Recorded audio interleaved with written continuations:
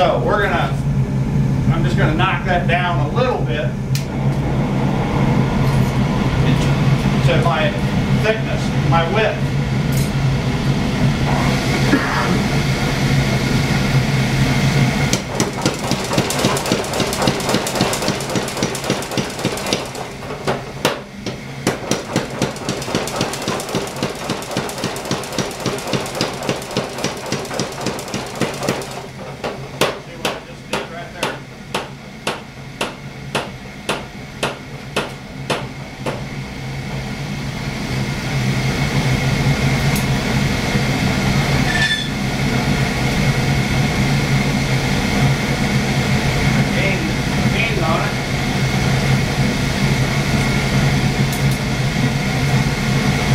Knock our thickness down.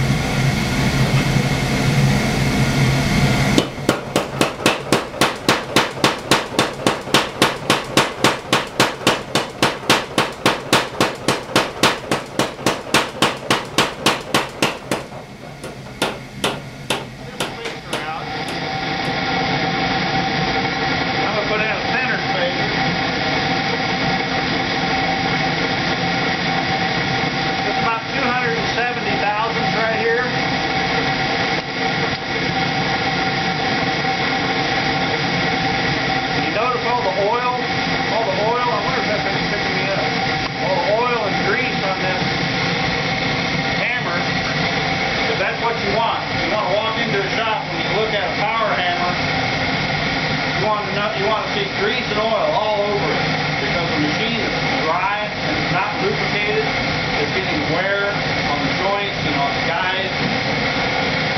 Even though it's ugly, that's pretty as far as power hammers go.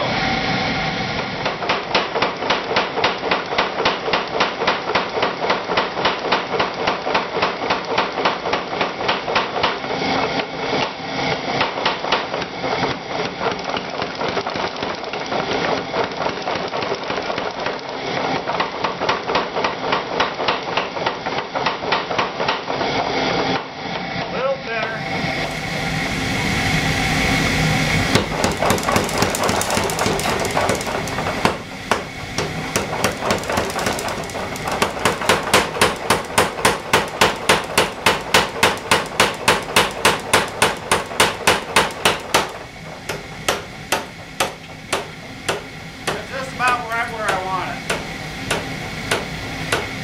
Now, there's a lot of things I'm going to do with this piece of steel. I've got to forge the point.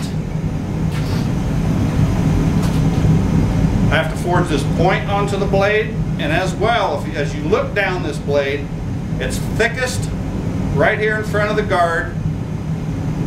This ricasso area, the spine is at its thickest, and it tapers down to a point. So I'm going to forge, that's called a distal taper, and I'm going to taper this bar of steel from thicker to thinner as a bar, and I'm going to do that right now.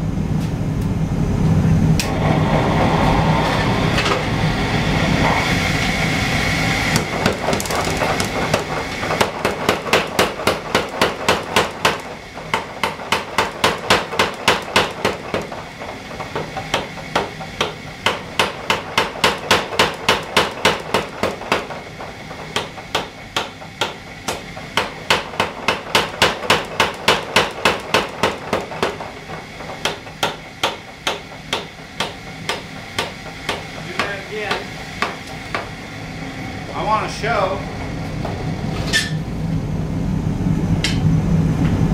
you'll be able to see that the tip of the bar is thicker than it is back here. We're starting to get the taper.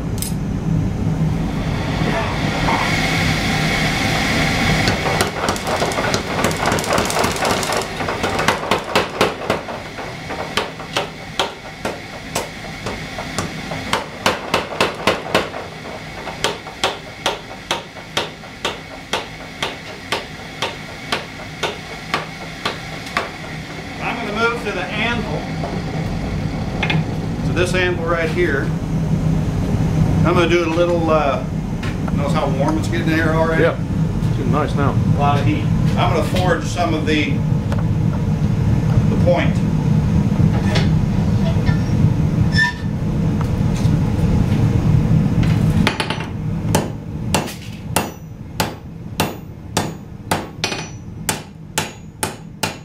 Just the first couple strokes, we can get an idea of where we're headed.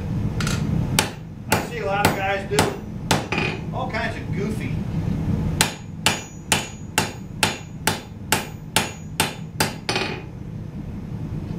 forging practices, and best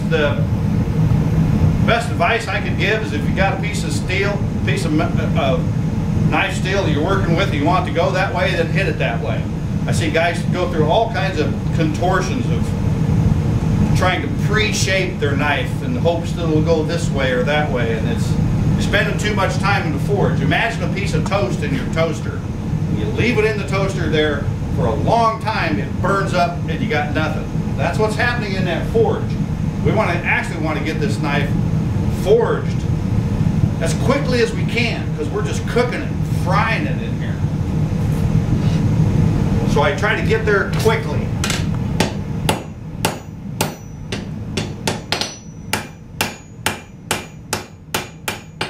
See how my tip's coming up? Just knock it down.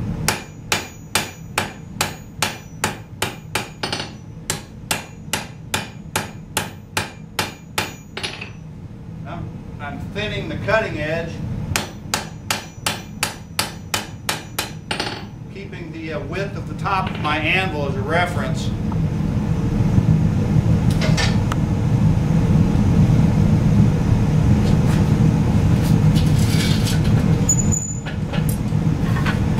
Well, you can switch to a different hammer, so I can hang the tip of my. This is very square. I need to hang the tip of my blade past the edge of the anvil.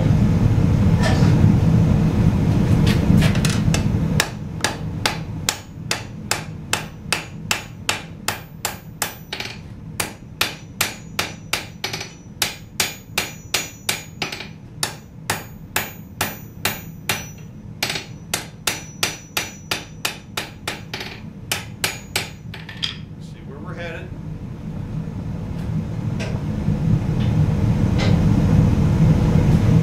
I'm getting my taper from the thickest part of the spine down to the point, and it's tapering from the spine downward to the cutting edge.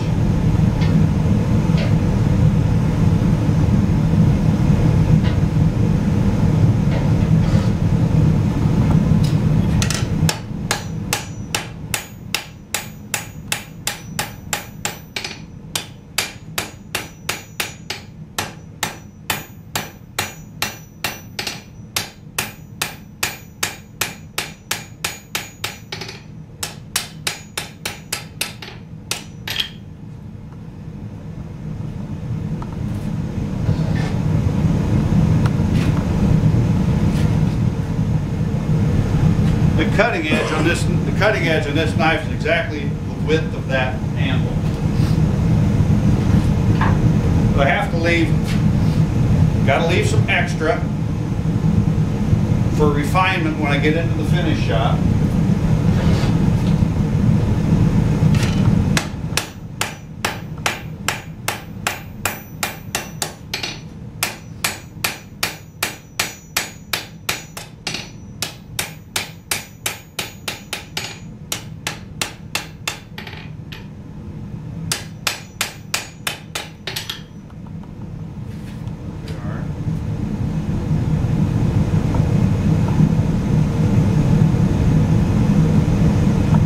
Now I'm going to go to the power hammer and I'm going to thin that out some more, make it thinner. Not a lot, but some. And over time in the dies, right in the center of these dies, I've done so much forging that I actually have a little bit of a low spot. Well, in each die there's a little bit of a low spot.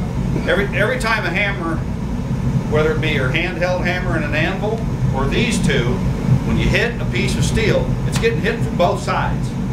So I've got a little bit of a dip in the top and bottom dies? Well, because there's a little dip, little worn out spot, that area is actually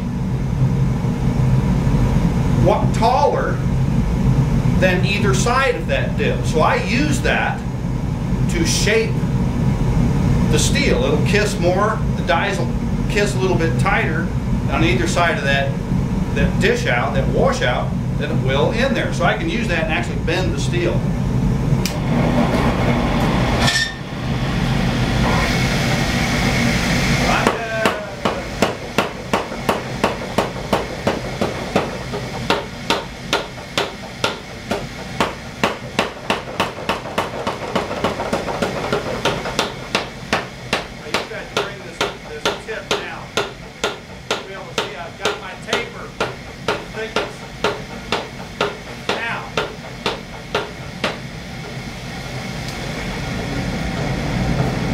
I'm going to go into these dies. I'm going to go into these dies sideways. These two dies are not flat all the way across. The edges are wider than the center. And I'm going to go right in here sideways like this and pull the cutting edge, make the cutting edge thinner.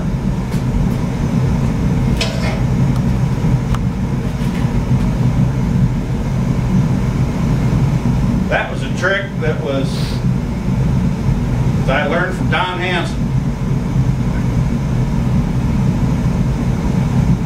That's a 50-pound hammer, and I got a 5-pound hammer. Why would I swing this 5-pound hammer 10 times when I could do it on this one 1 time? Now first I gotta get my width where I want to be. Somewhere in there, I got a little dipsy doodle.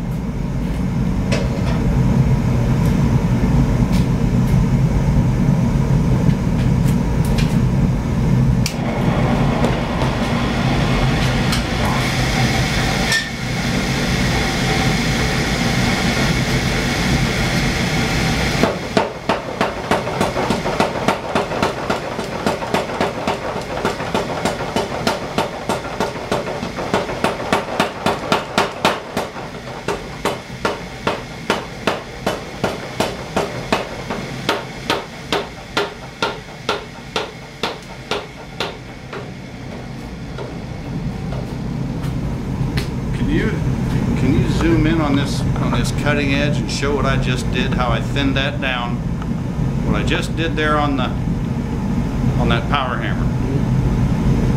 Got it? Yep. Plenty long. Oh, that was beautiful. That was a good thing. I'm just going to refine that tip a little bit, and then we're going to set my ricasso down a little bit. Set my choil, and then we're going to draw out the tang.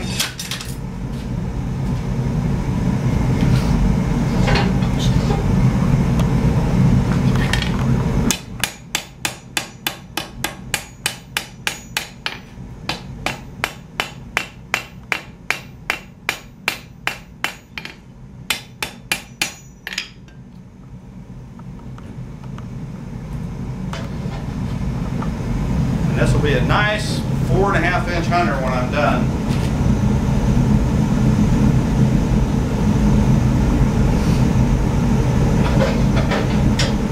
The thinner it gets, the less time it takes to get hot.